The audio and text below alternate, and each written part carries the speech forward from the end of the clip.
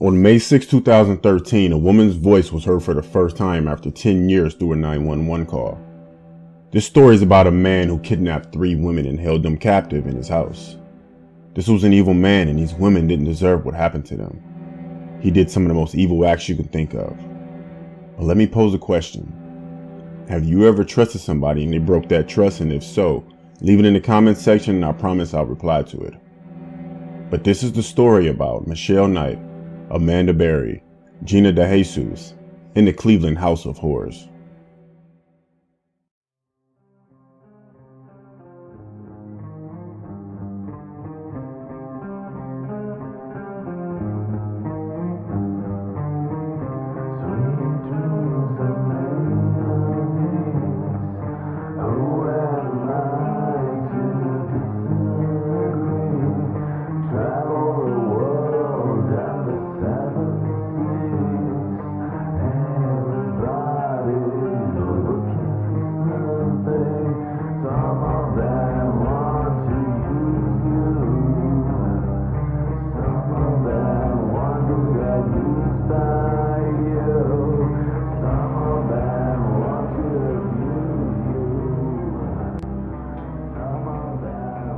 The whole house was boarded. Closet doors nailed to the front windows. Everything was dark and secure. The man behind this house of horrors is Ariel Castro. Ariel Castro was a local school bus driver who had occasional barbecues for his friends, family, and neighbors.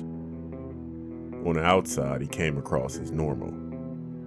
But as said by one of his band members, his personality was weird sometimes.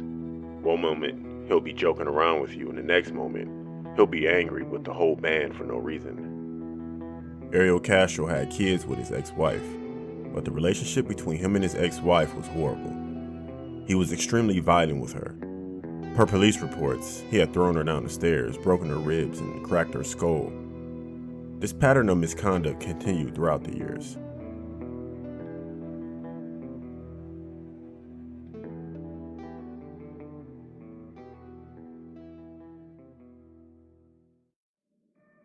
Michelle Knight had a terrible childhood. At times, her family lived in their car and often traveled from place to place. In her house, when they moved to the west side of Cleveland, they would make hot dogs on their space heater for hours. It would take 4 hours just to make a hot dog. She had younger siblings and pretty much raised them. She even delivered one of her siblings. Growing up, Michelle was a victim of abuse, which made her feel neglected. At one point, when she was 14, Michelle felt safer on the streets than she did at home, so she ran away. Michelle slept under a park bench and lived in a dumpster. A few times a week, Michelle would go to Fellowship Missionary Baptist Church nearby, sit in the back, and sing along with the choir. Every day at 2 p.m., the church would have a meal service where Michelle would receive food. But one day while eating, one of her family members saw her and called her father. Her father went to the church, picked her up, and took her home. After that, she attended Lincoln West High School, where she was constantly picked on due to her personality and her short stature. She was 4'2". It was a very difficult time for her, and it was very difficult for her to make friends until she met an older boy at school. Eventually, that boy got her pregnant. That gave Michelle purpose. She wanted to be a better mother to her child than her mother was to her. So one day, she went looking for a job and left her child with her mother and her mother's boyfriend. Michelle returned home and her mother wasn't there, but the boyfriend was there and the boyfriend was drunk. The mother's boyfriend grabbed Michelle's son by his leg, injuring him. Michelle takes her son to the hospital and eventually CPS took her son, which is Child Protective Services. Fast forward some months on August 23, 2002.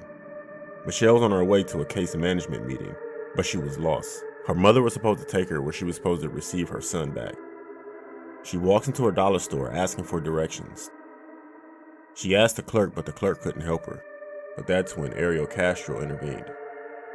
He let her know that he can take her and he'll get her there within 5 to 10 minutes, because it'll be about a 40-minute walk for her, and she had to be there within 15 minutes. Ariel Castro was the father of one of Michelle's friends, so she was comfortable with him. During the drive, Ariel Castro mentioned how his dog just had puppies, and that she can take one home, and that his daughter was at the house. Michelle showed interest in the puppies and seeing her friend. They went into his house. As they entered the house, they went through the back door and she waved at the next door neighbors. Once she entered the house, she noticed that the windows were boarded up and no one was able to see inside. She also notices that she can't hear the puppies. He tells her that the puppies and his daughter were upstairs, so they go upstairs. As they're going up the stairs, you have to turn right. As they turn right, she gets to the top of the stairs and he points at a room. As they're getting closer to the room, she starts to think that something was wrong because she still doesn't hear anything. He told her the puppies were sleeping. She enters the room and he follows. Once they entered the room, he closed and he locked the door. He immediately tells Michelle that she would never leave this house again. Michelle drops to the floor begging for him to let her leave. He takes her wallet from her and takes a picture of her son out. Ariel then takes the picture of her son, rips it up, and tells her that she would never see her son again. That was the only picture that she had of him. At that point, he tells her that if she screams, that will be the last thing she ever does. He proceeds to tie her up with an extension cord, an orange extension cord around her ankles, wrist, and neck. He then put the sock in her mouth and hung her up to a contraption, and he left her there for 2 weeks. If you don't know what I mean, her wrist and her ankles were tied together while she was facing the floor, and she was halfway between the floor and the ceiling. During that time, he would occasionally feed her and give her water.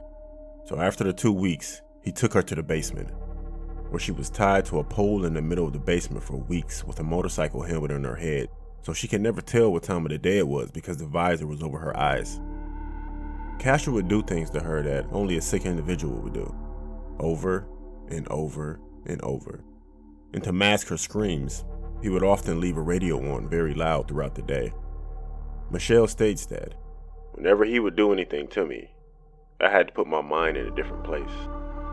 As Michelle Knight is held captive in Ariel Castro's house, he continues to prowl the streets for his next victim. So one day, Michelle can hear something going on downstairs, but she can tell that he wasn't alone. It was a struggle. There was a girl downstairs yelling for him to get off of her. That person was Amanda Berry.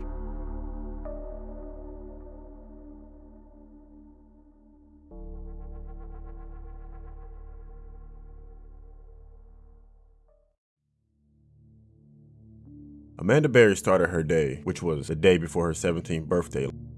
Her mother told her that she loves her, gave her a kiss while Amanda got ready for work. She almost called off that day only because her birthday was the next day.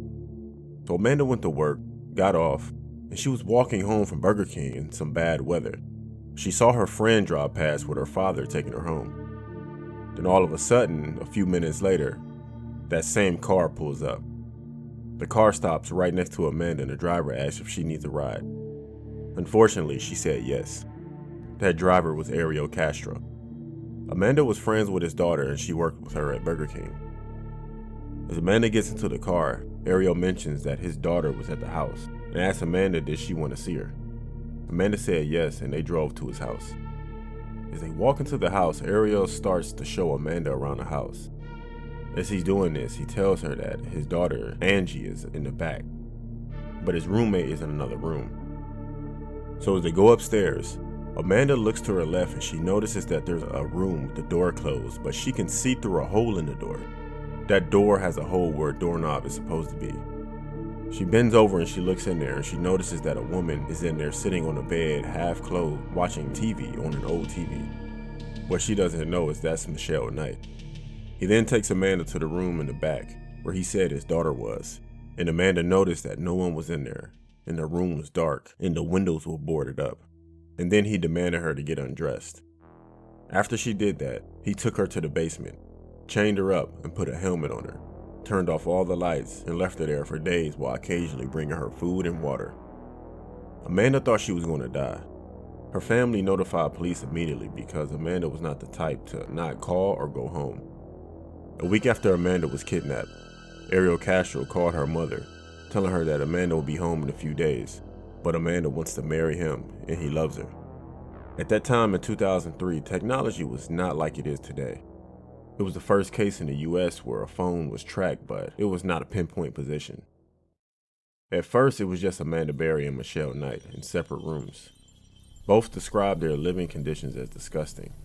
They were not allowed to leave their rooms or to go to the bathroom, so they used buckets that were barely emptied. Castro controlled every action in that house. They were barely allowed to bathe. If they were allowed to take showers, it was only with him.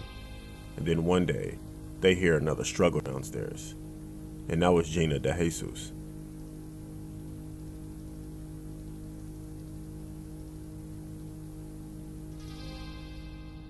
Gina DeJesus was a kind and sweet little girl at the time.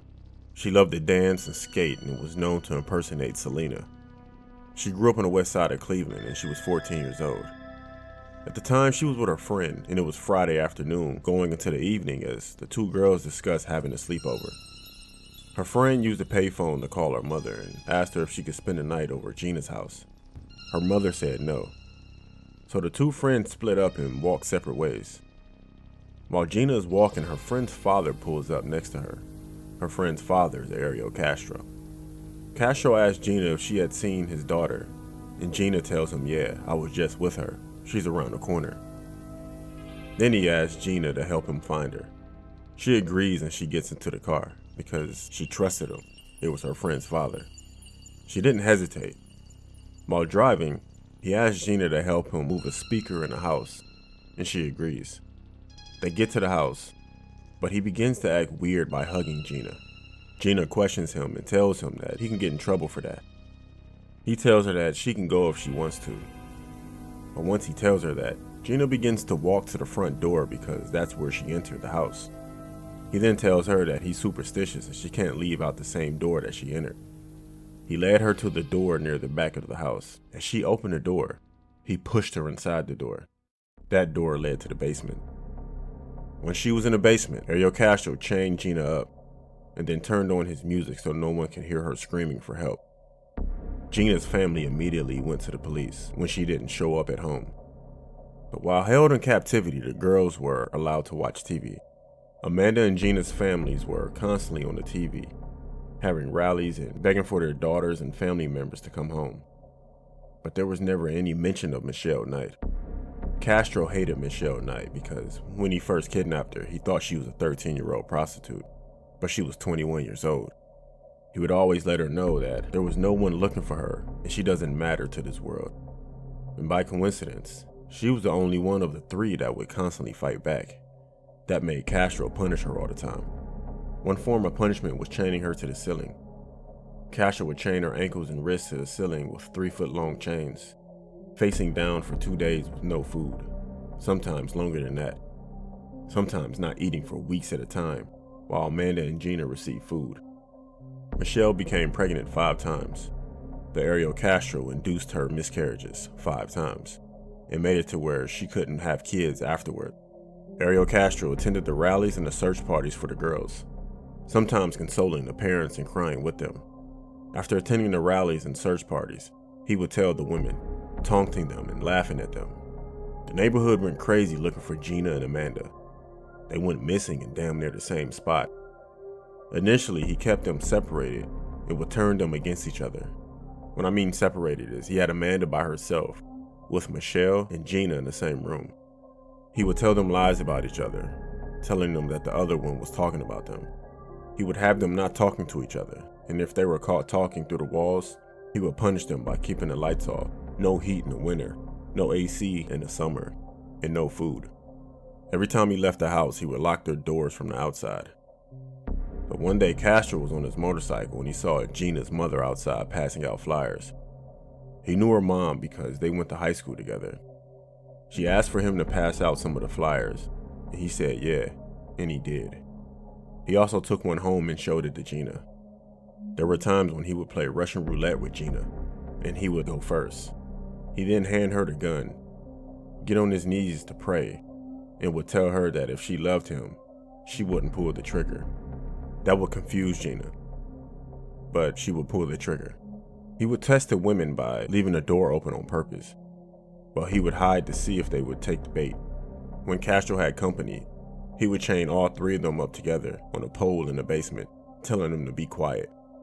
So one day, all 3 of his daughters came over with their boyfriends and their kids. because they heard that there were 3 women in the house. So they searched all around the house. He had them hidden in the basement. So when one of his daughters went to the basement door, she went to go open it, but he told her no, she can't go down there because it was under renovation. So nobody searched the basement. So one of Castro's daughters came to stay with him for a weekend, and he took all 3 of the women in a van in his backyard. He put wigs and sunglasses on them, chained them up, and left them in there for days in the middle of the summer without running the van. No AC. That was the first time all 3 of the women were actually together. So this case gained national attention. Amanda Berry's mother was on the Montel Williams show with psychic Sylvia Brown. Sylvia Brown told her that Amanda was dead, and Amanda saw this on TV. 3 years into captivity, Amanda's mother passed away. But a few months after that, she gave birth to a daughter, who was Ariel Castro's. After causing Michelle Knight to have 5 miscarriages, he made her deliver Amanda's baby and threatened to kill her if the baby didn't make it. Throughout the years, Castro would take the girl outside, and Amanda would teach her about life outside of the house. So one day, Castro leaves the house to get all the women McDonald's, but he never locked Amanda's door. Her daughter told her that Daddy's car is gone, and Amanda opens the bedroom door. Amanda goes downstairs, but the front door is locked. Only the screen door, not the main door. She managed to break a piece off the door at the bottom and begins to wave her arms and scream at the people outside. A man begins to intervene, but a woman walks by and tells him to not get involved with that. And that's when a man by the name of Charles Ramsey runs up to the porch with a Big Mac in his hand. He grabs the door to try to open it, but it doesn't budge. He kicks the bottom of the door and tells her to finish kicking it. At the same time, Michelle and Gina can hear the commotion that's going on downstairs. They think that Amanda is getting beat by Castro, so they turn their radio up. As Amanda gets out of the house, she brings her daughter out with her. And these are the 911 calls made by Charles Ramsey and Amanda Berry.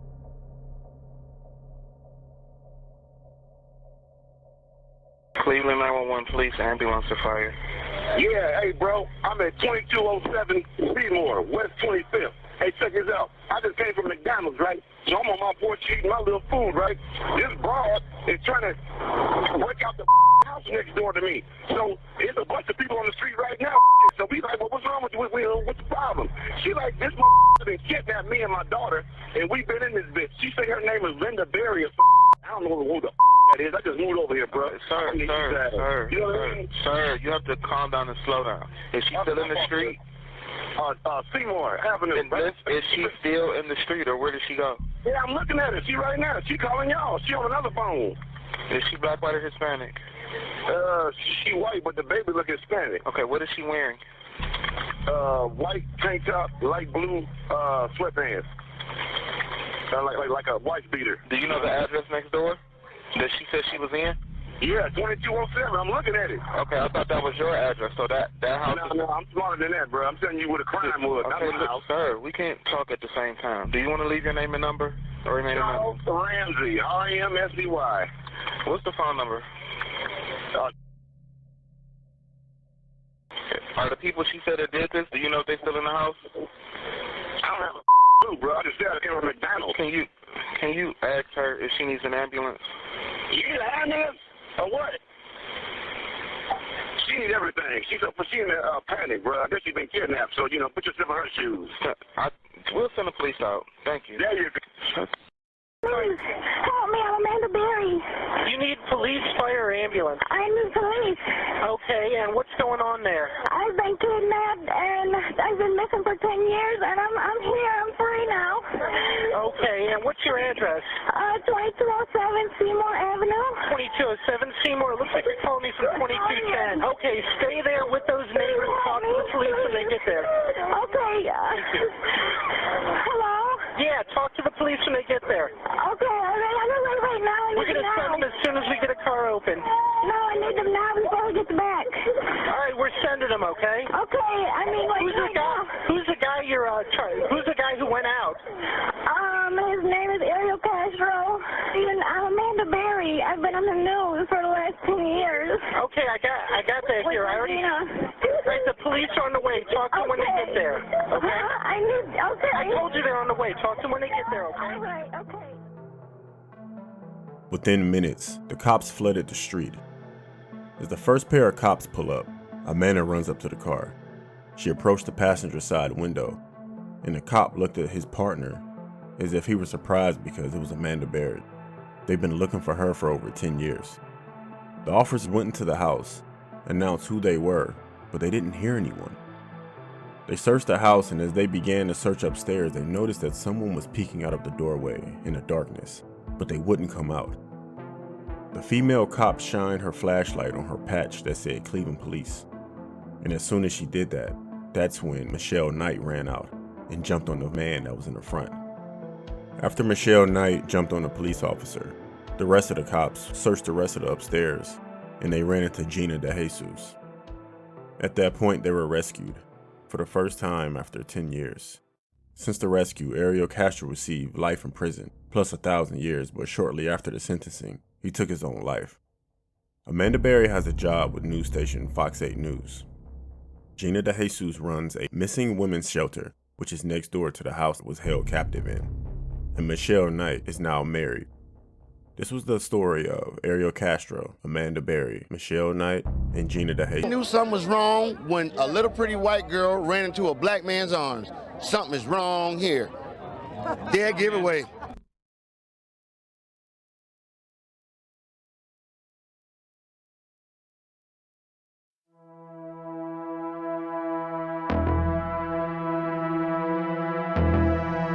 Nightmare Files.